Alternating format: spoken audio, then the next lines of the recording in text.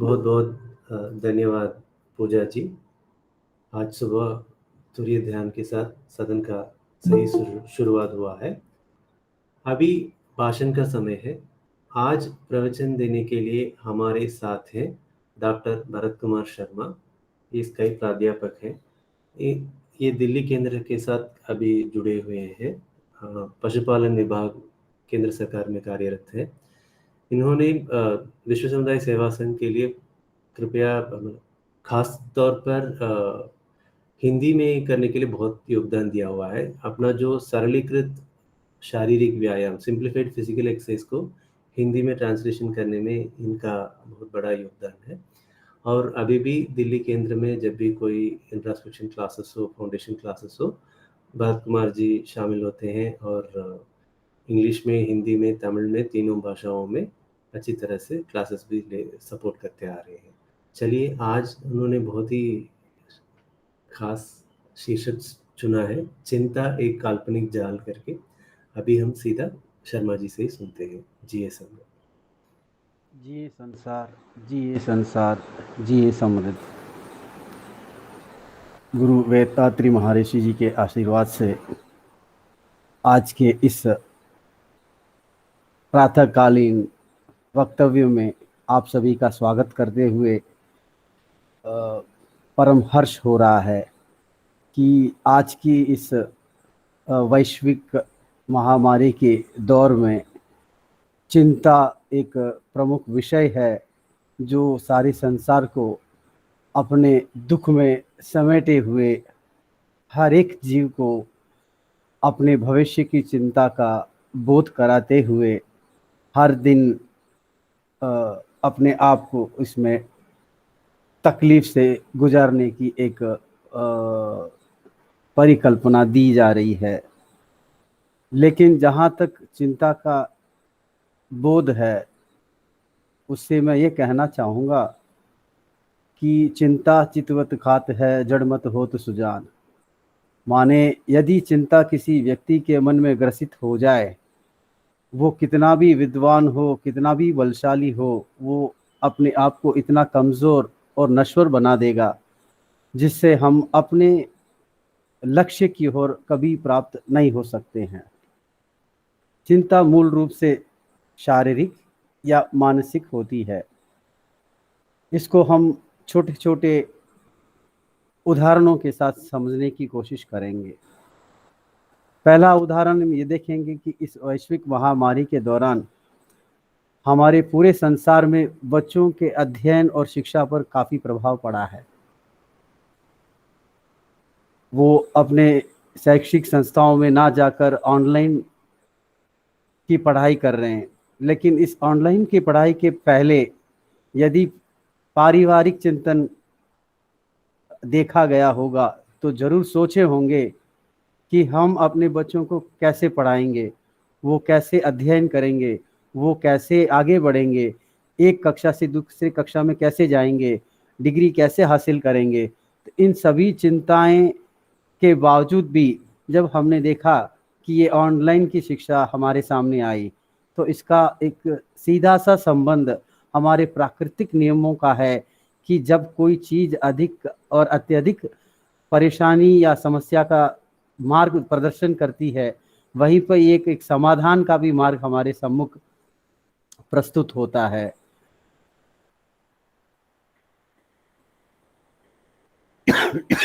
दूसरे उदाहरण की ओर जब हम देखेंगे कि जो भी व्यापारी हैं, जो भी इस महामारी के दौरान पीड़ित हैं, वो सोच रहे होंगे कि हमारा व्यापार कैसा होगा। भले ही ये सच है कि काफ़ी परिवारों में इस महामारी के दौरान दुख हुआ, चिंताएं हुई, बहुत से लोग हमारे साथ छोड़कर चले गए, लेकिन हमारा कर्तव्य है कि इस भौतिक और वैश्विक जीवन को ध्यान में रखते हुए एक आध्यात्मिक जीवन का सहारा लेते हुए हमें आगे बढ़ना है।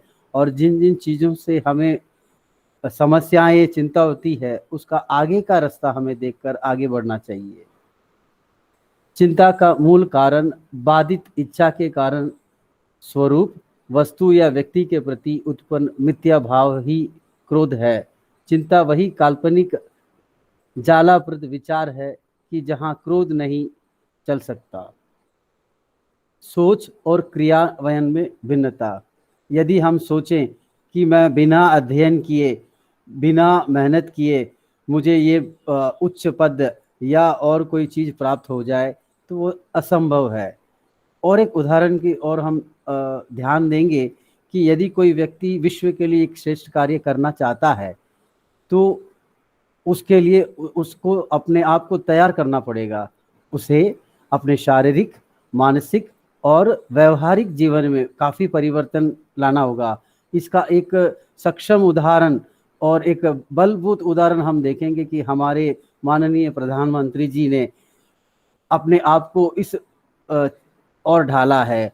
वो योगा, सूर्य आसन सभी करते हुए अपने आप को इस उम्र में भी ऐसे तंदुरुस्त और स्वस्थ रखकर हमारे पूरे देश को ये संदेश दे रहे हैं कि हम उसकी ओर चलें, ताकि हमारे कार्यों में कभी बाधित ना हो, हम अपने लक्ष्य की ओर हमेशा एक निष्ठता के साथ कार्य कर सकें।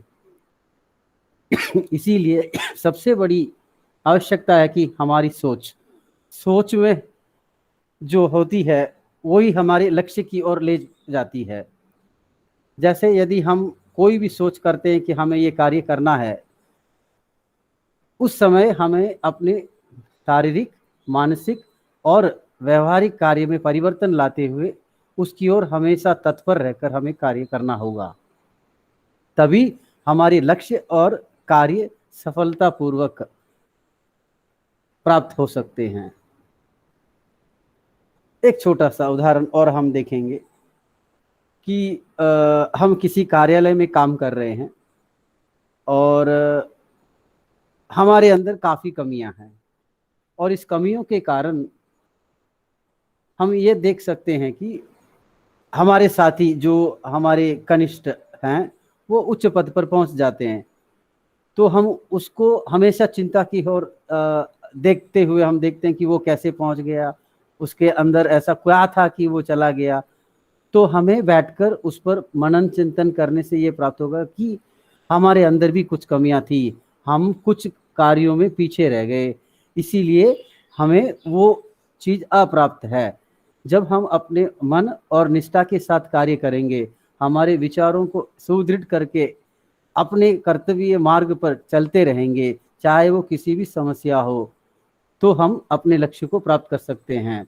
जब ये भिन्नताएं अधिक होती है तो हमारे शरीर में, मन में विभिन्न तरह की विचलित भावनाओं को उत्पन्न करती है। हमारे सामर्थ्यता पे ध्यान देना है, हमारे आत्मविश्वास को बढ़ाना है, जिससे इस चिंता से होने वाले मनोभाव जैसे भय या मनोरोग से हम मुक्ति हो पाएं। यदि हम चिंता करते ही रहेंगे तो हमारा मन जो है दुखित होकर हमारे शरीर के अंगों में रोग उत्पन्न कर सकता है, मन कलंकित हो सकता है, हमेशा मन शांत ना होकर चंचलता के स्वरूप को देखा जा सकता है।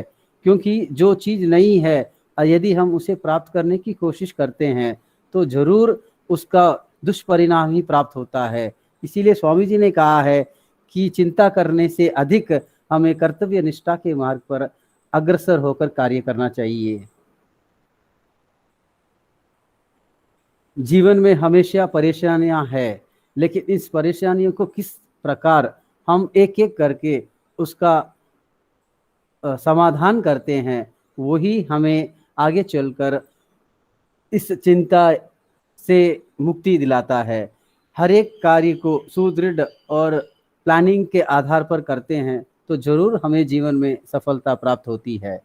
यदि हम कोई उच्च शिक्षा को प्राप्त करना चाहते हैं, जैसे या नीट एग्ज़ाम या कोई डॉक्टर की एग्ज़ाम या सबसे श्रेष्ठ अंक पाने के लिए कार्य करना चाहेंगे, तो हमें हर दिन उस लक्ष्य की ओर कार्य करना होगा, जिससे हमारे कार्य में परिपक्वता प्राप्त होती है और परिपक्वता के साथ ज्ञान की प्राप्ति होती है, और ज्ञान की प्राप्ति पास उसमें होने वाली त्रुटियों के सुधार के लिए हमें मौका मिलता है।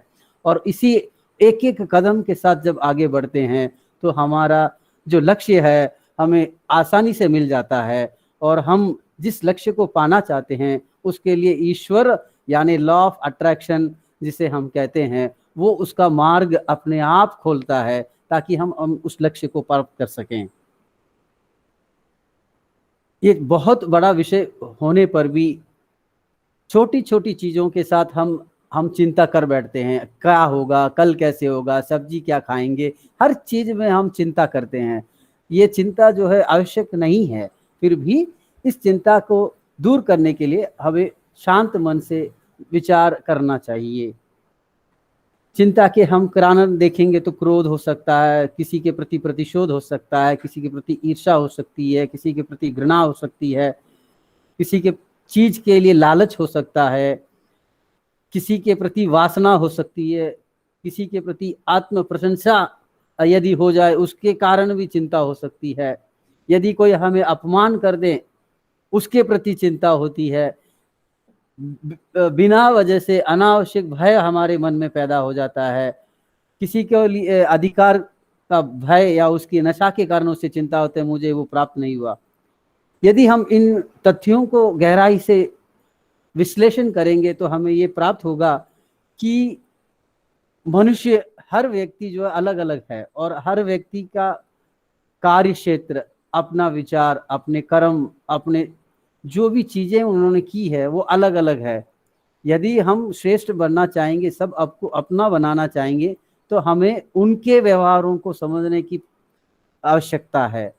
जो दूसरा व्यक्ति है यदि उसे अपना बनाना चाहेंगे तो उसे पहले हमें समझना होगा ताकि हम अपने विचारों को उन तक पहुंचा सकें। यदि हम ये चाहें कि मैं जो कहता हूं यही वो करे, वो संभव नहीं है। हमें सबको साथ, जैसे हमारे देश का सबसे बड़ा नारा है कि सबका साथ और सबका विकास, अगर उसकी ओर हम ध्यान देंगे, ये बहुत बड़ी बात है।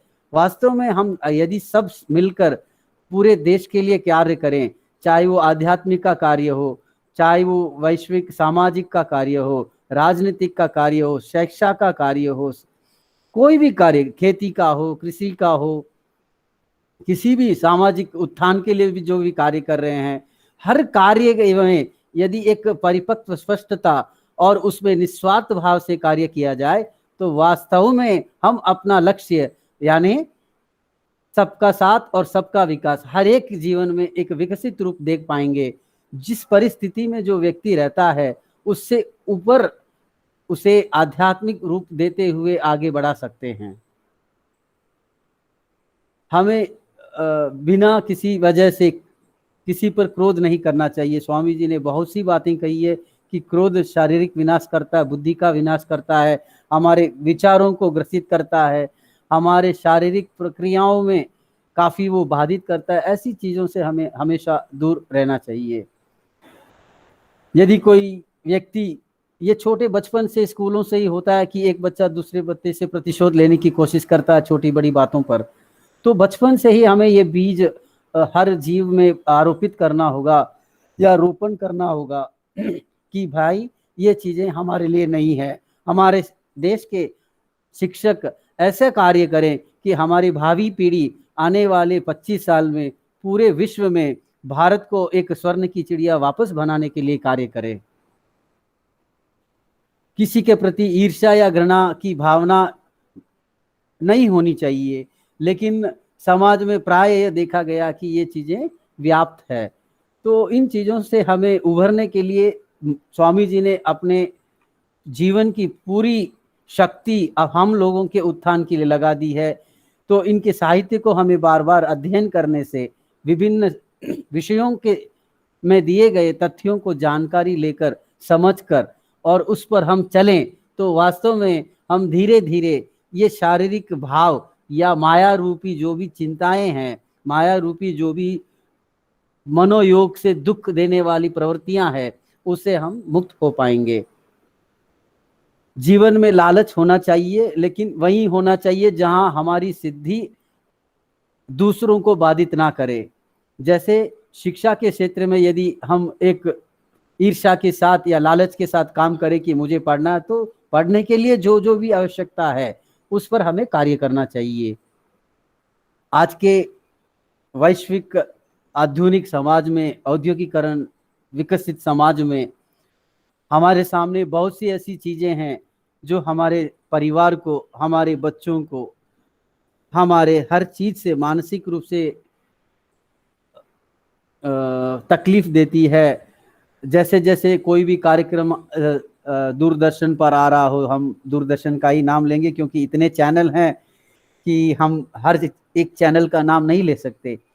उसमें जो भी दिखाया जाता है, जो फिल्मों में दिखाया जा रहा है, जो सीरियल्स में दिखाया जा रहा है, वो वास्तविकता ना होकर लोगों के मन में एक तरह की दुर्भावना जागृत करने का कार्य कर रही है। एक अश्लील और वासना का एक स्थापना उसमें की जा रही है, जो कि असत्य है, मिथ्या है, जो असंभव है। तो इन चीजों को हमारे समाज से दूर करने के लिए हम सबका कर्तव्य है कि इन चीजों का बहिष्कार करें। हम हमेशा अपने चिंतन को स्वच्छ और आध्यात्मिक की दिशा में लेते जाते हुए हम कार्य करें।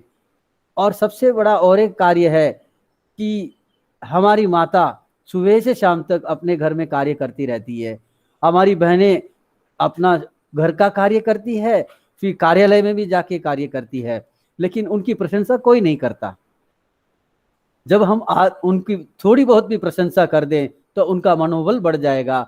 उनके अंदर जो एक दुख की लहर है वो दूर हो सकती है। उनके अंदर जो चिंता है, मैं अपने परिवार के लिए इतना कर रही हूँ, मुझे कोई एक आसरा नहीं मिल रहा है, एक कोई मुझे प्रशंसा नहीं कर रहा है, प्रशंसा के दो शब्द नहीं कह रहा है। तो हमारे सभी भाइयों का, हमारे से सारे बच्चों का ये कर्तव्य है, यदि माँ अपने बच्चों के लिए या पत्नी अपने पति के लिए इतना कुछ त्याग कर सुबह से शाम तक कार्य करती है तो उनकी प्रशंसा करनी चाहिए।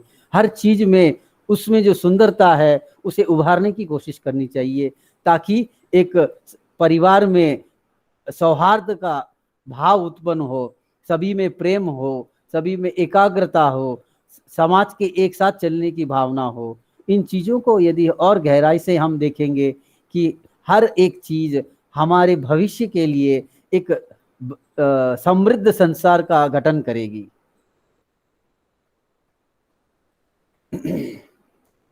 एक बुद्ध की छोटी सी कथा आपके सामने मैं प्रस्तुत करना चाहूंगा कि एक सेठ था और उसके सामने बहुत से लोग भिक्षा मांगने के लिए जाते थे।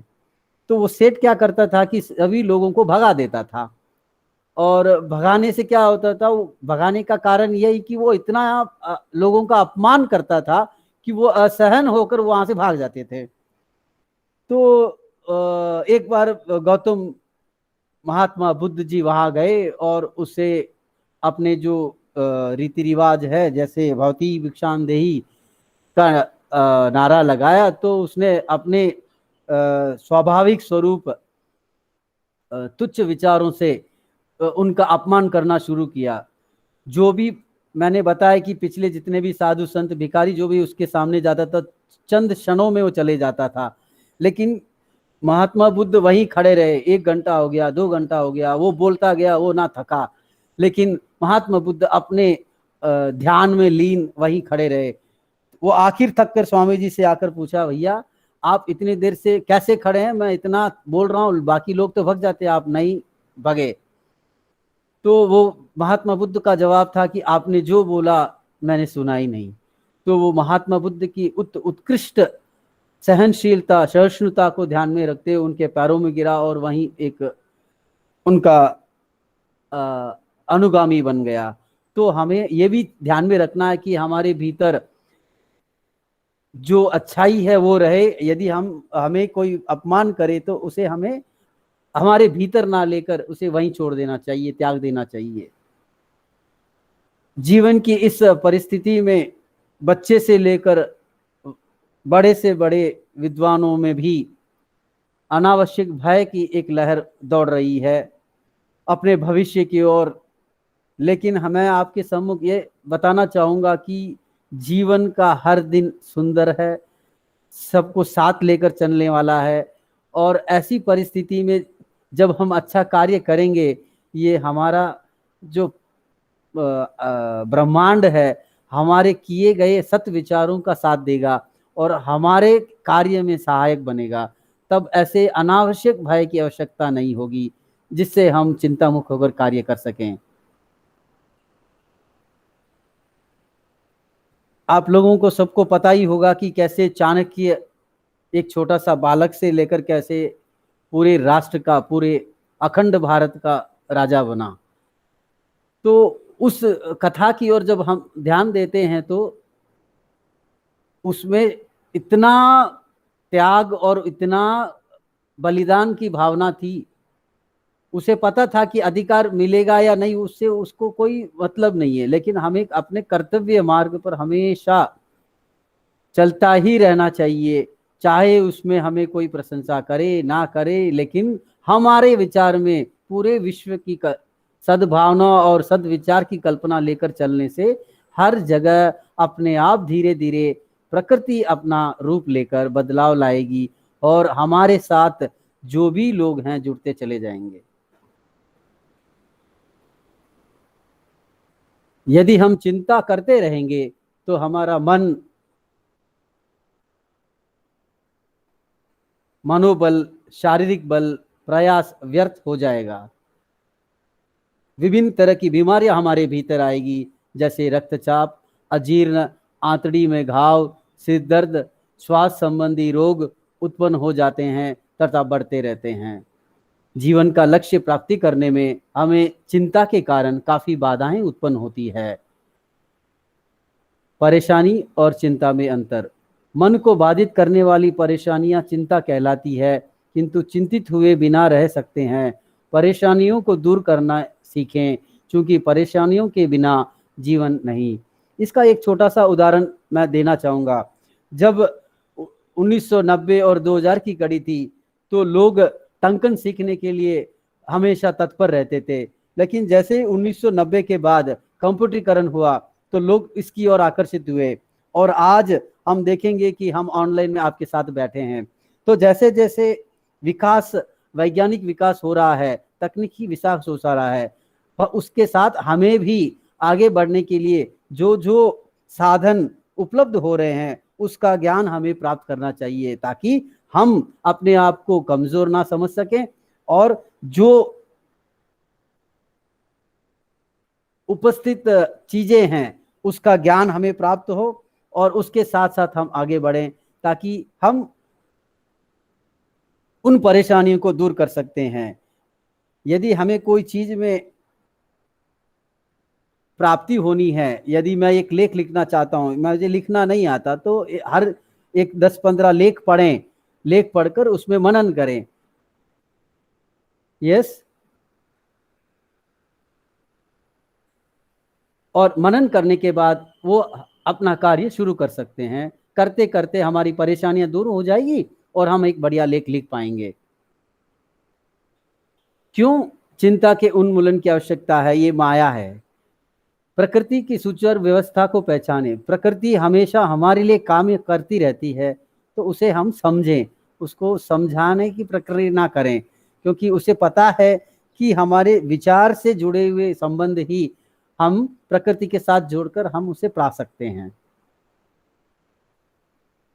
जैसे जैसे हम कार्य करता जाएंगे, चिंता से दूर होते जाएंगे, तो हमारी चिंतन शक्ति में वृद्धि लानी होगी, मनोबल बढ़ाना होगा। हमेशा उस कार्य की ओर प्रयासरत रहें ताकि हम अपने लक्ष्य को पा सकें। धीरज धारण करके चलें। धीरज माने धैर्य। हमें हर कार्य में धैर्य रखना चाहिए। हमारे अनुसार विश्व नहीं चल रहा है, हमारे विचारों के अनुसार और प्रकृति के नियमों के अनुसार जो भी कार्य हो रहा है वो हमारे लिए ही हो रहा है, लेकिन समय जब जिसका आता है तभी उसे उस चीज की प्राप्ति होती है।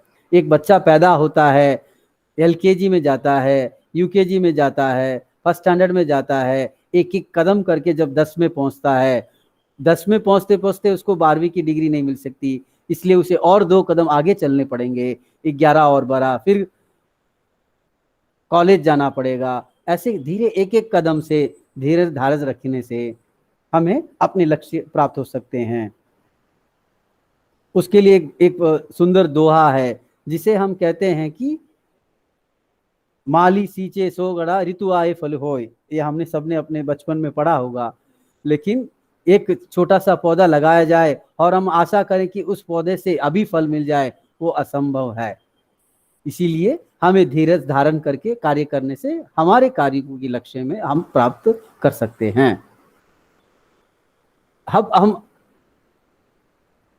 अंत में ये विचार करेंगे कि अनिवार्य रूप से भुगतने वाली चिंताएं जो है दीर्घकालीन रोग, मरण और संपत्ति हानि, इन चीजों को हम कैसे हटा सकते हैं, इन चीजों से दूर कैसे हो सकते हैं, इससे हमें विचार करना चाहिए।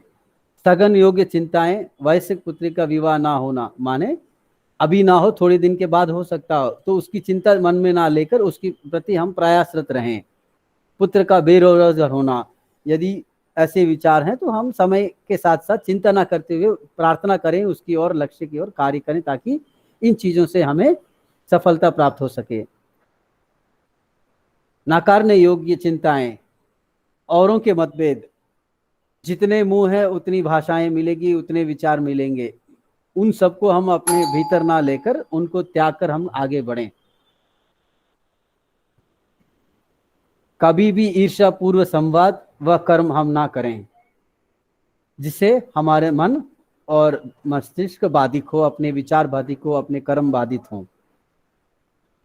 और तत्काल दूर करने वाली योग्य चिंताएं हम जो कर सकते हैं वो है ऋण की परेशानी, शल्य चिकित्सा वाले रोग, बंटवारे की मांग,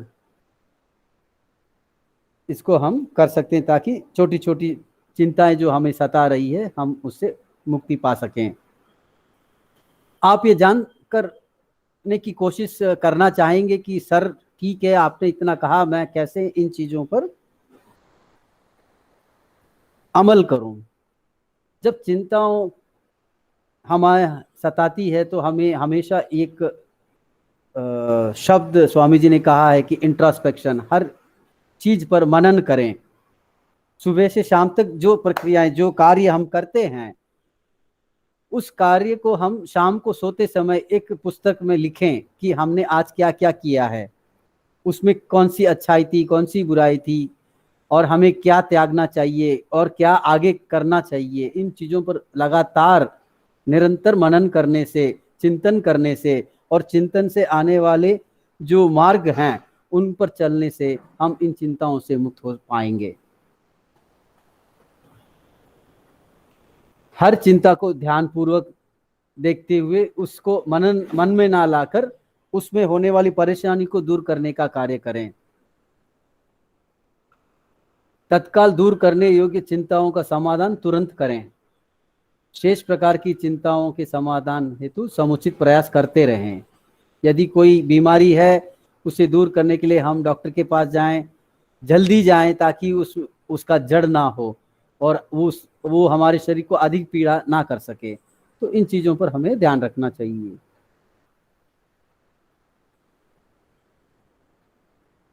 इसके साथ मुझे आशा है कि चिंता के इस माया रूपी जाल से निकलने के लिए जो भी दैविक शक्ति ने इस समय आप लोगों का साथ देकर मेरे भीतर की आवाज़ को आप तक पहुंचाया, आपने समझा होगा, जाना होगा, और इस पर जरूर आप लोग विश्लेषण करते हुए अपने जीवन को सुंदर बनाने का प्रयास करेंगे।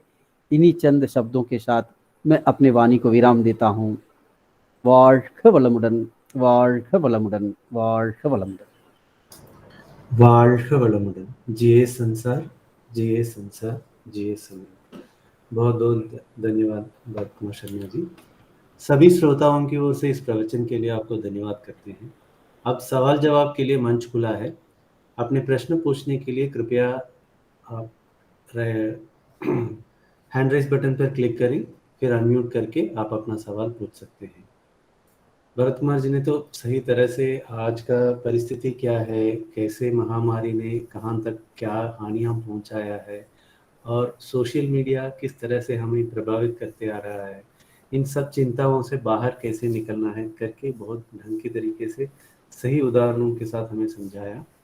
आशा करते हैं कि ये सबको बहुत फ़ायदेमंद हुआ होगा। अब कोई अपना विचार प्रकट करना चाहते हैं या कुछ सवाल पूछ सकते हैं तो कृपया रेज हैंड बटन दबा सकते हैं या अनम्यूट करके अपना सवाल खुद पूछ सकते हैं। जी समृद्ध। हाँ पूजा जी। जी समृद्ध सर। सर मैं ये कहना चाहती हूँ, बहुत बढ़िया स्पीच दी सर ने, क्योंकि चिंता ही हमारे लिए सबसे बड़ी एक्चुअली प्रॉब्लम भी है। और जैसे सर ने बताया इंट्रोसेप्शन वाली बात, तो इनफैक्ट जैसे मैंने भी ये करना छोड़ दिया था कि नॉर्मल मेडिटेशन कर रही थी, तो जैसे सर ने बोला कि रात को तुम बुक में लिखो कि तुमने क्या अच्छा किया क्या, तो ये मतलब ये सर का सजेशन बहुत अच्छा लगा मुझे, तो मैं इसको फॉलो करना चाहूंगी। और आई होप कि इससे मुझे बहुत हेल्प मिलेगी, क्योंकि हम हर कोई चिंता करते हैं। और महर्षि जी की कृपा से हमें इतना ज्ञान मिल रहा है इस सुबह की मॉर्निंग स्पीच से। तो थैंक यू सर, आपका भी और भारत सर का भी बहुत thank you. World thank you cup. जी। एक बात है कि ना, हम अपने जो हैं उनसे बात करना भूल गए हैं। बच्चे अपने माँ बाप से शेयर नहीं कर रहे हैं और सर बुजुर्ग अपने माँ बाप से शेयर करना भूल चुके हैं। सर और सबके पास एक्चुअली सब अपने फोन में बिजी हो गए हैं, नहीं, हाँ, सबके इससे दूर होना अपने होगा। समय सर्कल को बना लिया सबने। एक्चुअली इन चीजों से हमें मुक्त होना होगा। Right sir. वालका वाला बोल। வாழ்க வளமுடன்। வாழ்க वलमुடன்। और कुछ सवाल नहीं है तो हम अभी इस सदन का समाप्त कर सकते हैं। धन्यवाद शर्मा जी, धन्यवाद पूजा जी। एक बार फिर अपने बहुमूल्य विचार साझा करने के लिए आप सबको धन्यवाद। आइए हम अभी सभी श्रोताओं से बोलते हैं कि एक बार दोनों आज जो वॉलंटियर्स हैं ध्यान के लिए और प्रवचन के लिए, उनको धन्यवाद करने पर तुरियम की स्थिति में आ जाए। तुरीय ध्यान हेतु श्री पूजा चावला जी, जिए समृद्ध।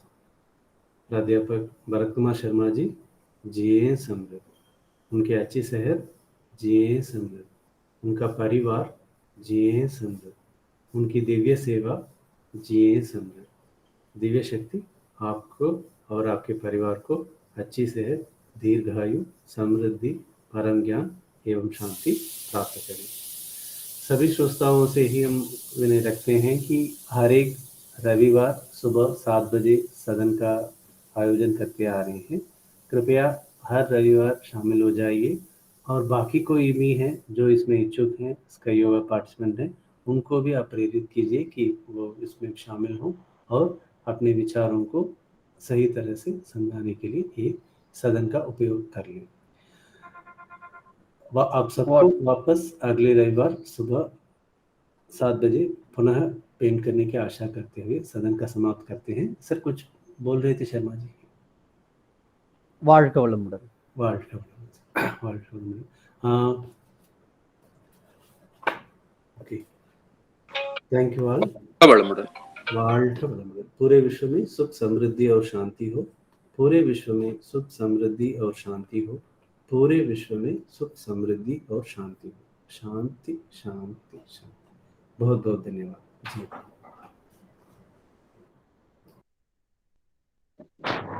வாழ்க வளமுடன் சார்। வாழ்க வளமுடன்। வாழ்க வளமுடன்।